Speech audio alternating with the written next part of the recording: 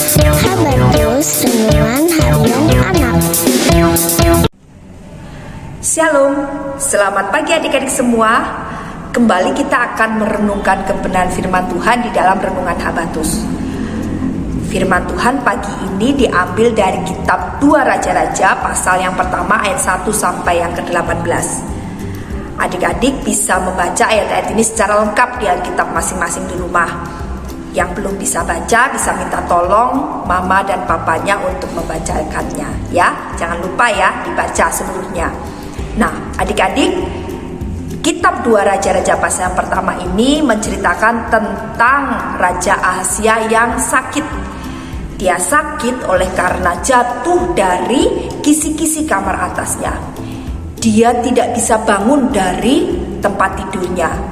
Oleh karena itu, dia mengutus utusan-utusan ke Ekron untuk bertemu dengan Allah orang Ekron, yaitu Baal Zebub, untuk menanyakan apakah dia bisa sembuh dari sakitnya.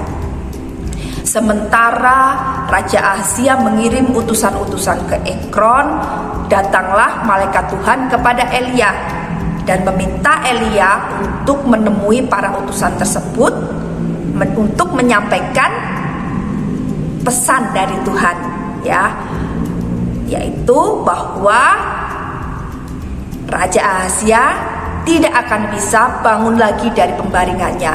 Dia tidak akan sembuh, tetapi akan mengalami kematian.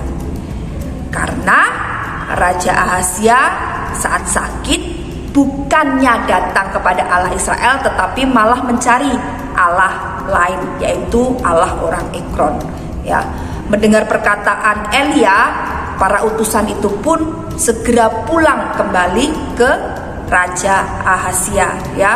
Dan Raja Ahazia menjadi bingung, kenapa kamu kok sudah pulang gitu ya. Orang-orang itu menjawab bahwa di tengah jalan dia bertemu dengan seseorang yang menyampaikan pesan bahwa raja tidak akan sembuh, bahkan akan mengalami kematian ya. Raja menjadi penasaran ya, ingin tahu ya siapa sih orang itu. Lalu dia menanyakan kepada utusan-utusan itu seperti apa rupa orang itu. Para utusan itu pun menceritakan keberadaan Elia. Dan taulah raja ketika utusan-utusan itu menceritakan rupa orang yang mereka temui, bahwa orang itu adalah Elia, orang dari Tisbe ya. Mendengar itu, Raja Ahazia langsung mengirim satu orang perwiranya yang disertai 50 pasukan untuk menemui Elia. Pada saat itu Elia sedang duduk di atas bukit ya adik-adik. Dan perwira itu datang bersama ke-50 pasukannya.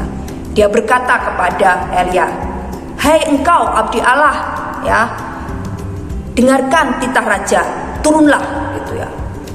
Elia menjawab, "Jika memang benar aku adalah abdi Allah, maka turunlah api dari langit menyambar dan memakan habis kalian semua ya, engkau beserta ke-50 orang pasukanmu."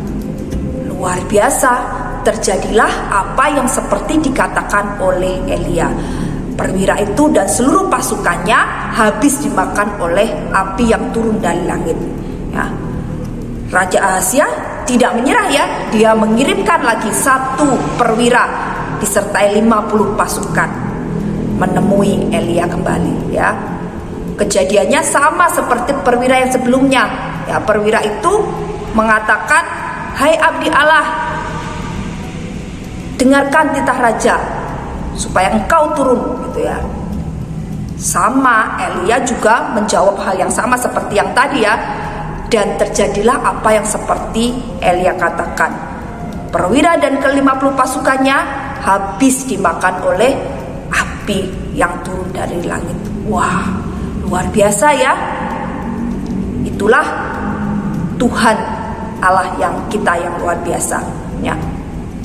Kemudian masih ya, Raja Ahazia mengirim satu orang perwira lagi datang kepada Elia beserta 50 pasukan ya. Tapi perwira yang kali ini dia tidak melakukan hal yang sama seperti perwira-perwira yang sebelumnya. Dia datang kepada Elia dan sujud kepada Elia, mohon belas kasihan Elia atas nyawanya dan seluruh pasukannya, dan mengatakan bahwa raja ingin bertemu dengan engkau, ya. Dan firman Tuhan kepada Elia bahwa Elia bisa ikut dengan orang itu untuk menghadap kepada raja. Ketika akhirnya Elia bertemu dengan Raja Ahazia, Elia mengatakan hal yang sama seperti yang dia katakan kepada utusan-utusan yang diutus oleh Raja Ahazia pergi ke Ekron, ya, yaitu apa?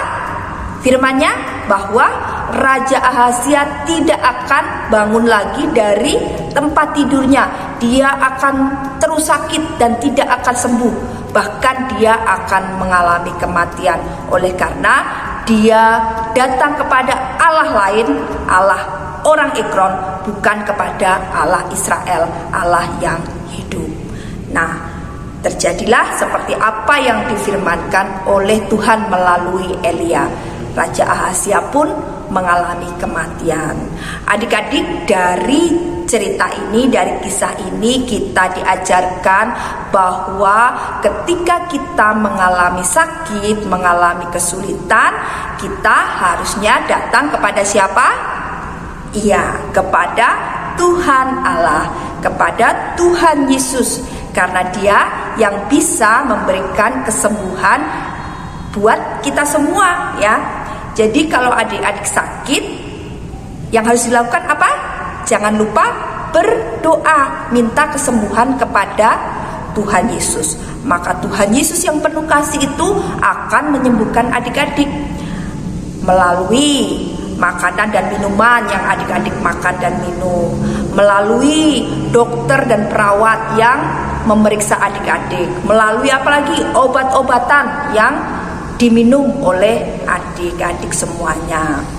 Nah, adik-adik, jadi kalau kita sakit, kita tidak perlu sedih, kita tidak perlu takut dan khawatir.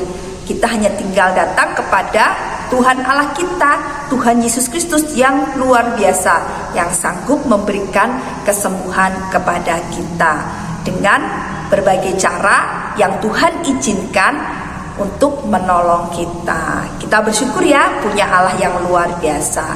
Nah, itu pembelajaran kita hari ini, renungan kita hari ini yang mengajarkan kita untuk menjadi anak-anak Tuhan yang selalu mengandalkan Tuhan, menyerahkan semuanya kepada Tuhan, baik sakit penyakit kita, kesulitan kita, permasalahan kita serahkan semuanya kepada Tuhan. Dia akan memberikan jawaban yang terbaik yang kita butuhkan sesuai dengan kehendak Tuhan, sesuai dengan waktu Tuhan.